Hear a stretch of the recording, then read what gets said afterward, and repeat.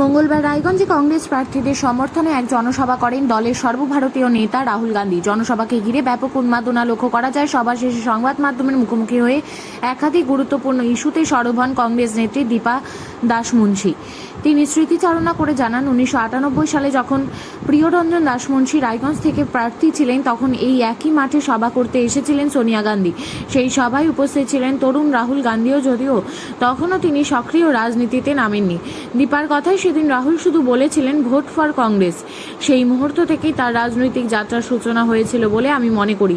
প্রিয়রঞ্জন দাসমুন্সীর স্মৃতিকে সামনে এনে দীপা দাসমুন্সী রায়গঞ্জ স্টেডিয়ামের নামকরণ নিয়ে তীব্র ক্ষোভ প্রকাশ করেন। তার অভিযোগ, প্রিয়রঞ্জনের মৃত্যুর পর দলের পক্ষ থেকে স্টেডিয়ামের নাম তার নামে করার দাবি জানানো হলেও তৃণমূল পরিচালিত রাজ্য সরকার তা মানেনি। তিনি এই ঘটনাকে অত্যন্ত দুঃখজনক বলে অভিহিত করেন। এদিনের সভায় চাকুলিয়ার কংগ্রেস প্রার্থী আলী ইমরান রামাজ এর অনুপস্থিতি নিয়েও রাজনৈতিক মহলে জল্পনা তৈরি হয়। তবে সেই জল্পনা উড়িয়ে দিয়ে দীপা দাসমুন্সী জানান, পূর্ব নির্ধারিত অন্য কর্মসূচি থাকার কারণেই তিনি উপস্থিত থাকতে পারেননি। দলের মধ্যে কোনো দূরত্ব নেই বলেই দাবি করেন তিনি। অন্যদিকে রায়গঞ্জে এইমস হাসপাতাল নিয়ে বিজেপির প্রতিশ্রুতিকে কড়া ভাষায় আক্রমণ করেন দীপা দাসমুন্সী। তার অভিযোগ, পূর্বে ইউপিএ সরকারের উদ্যোগে রায়গঞ্জে এইমস স্থাপনের পরিকল্পনা থাকলেও বর্তমান রাজ্য সরকার সেটিকে কল্যাণীতে সরিয়ে নিয়ে গেছে এবং সেই সিদ্ধান্তে কেন্দ্রের বিজেপি সরকার এবং প্রধানমন্ত্রী নরেন্দ্র মোদী সমর্থন জানিয়েছেন। আমাদের জননেতা রাহুল গান্ধীজি আমাদের মঞ্চে হাজির হবেন। হেলিপ্যাডে যাবেন, তোমরা চলে যান। হেলিপ্যাড উপস্থিত হয়েছে, আমাদের উপস্থিত আছেন আমাদের সর্বভারতীয় কংগ্রেসের নেত্রী এআইসি সাধারণ সম্পাদিকা দীপা দাসমুন্সী মহাশয়, এআইসিসির নেতৃত্ব ফকির আহমেদ সাহেব এবং আমাদের জেলা সর্বত্র আমাদের কন্টেস্টিং ক্যান্ডিডেট কংগ্রেসের সেসব প্রার্থীগণ, অন্যান্য নেতৃবৃন্দ মঞ্চে আছেন, সামনে উপস্থিত আছেন আমাদের সব কংগ্রেসের সহযোদ্ধাগণ, যারা কংগ্রেসের মূল শক্তি তারা উপস্থিত আছেন। সবাইকে সালাম নমস্কার জানিয়ে সংক্ষেপে কয়েক কথা বলছি।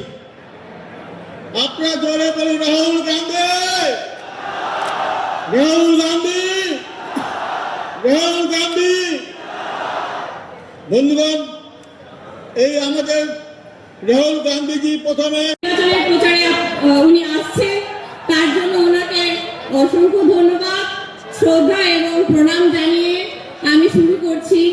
এবং এখানে উপস্থিত সর্বোচ্চ নেতৃত্ববৃন্দকে সবাইকে আমার প্রণাম জানাই এবং আপনারা সমস্ত দর্শক বৃন্দকে আজকে উপস্থিত কংগ্রেসী সবাইকে আমার প্রণাম এবং ভালোবাসা জানাই। আজকে আমি একজন ক্ষুদ্র মানুষ এখানে আপনাদের সামনে বক্তব্য রাখছি। কিছু ভুল হলে অবশ্যই আমাকে মাফ করে দেবেন।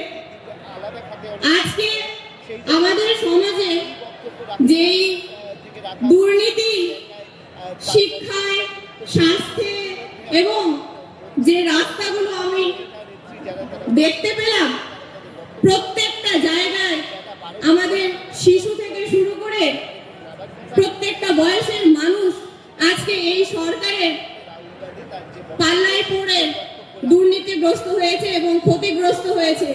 সেই প্রতিবাদে আজকে আমি এখানে দাঁড়িয়ে আছি, আপনাদের সামনে দাঁড়িয়ে আছি। আমি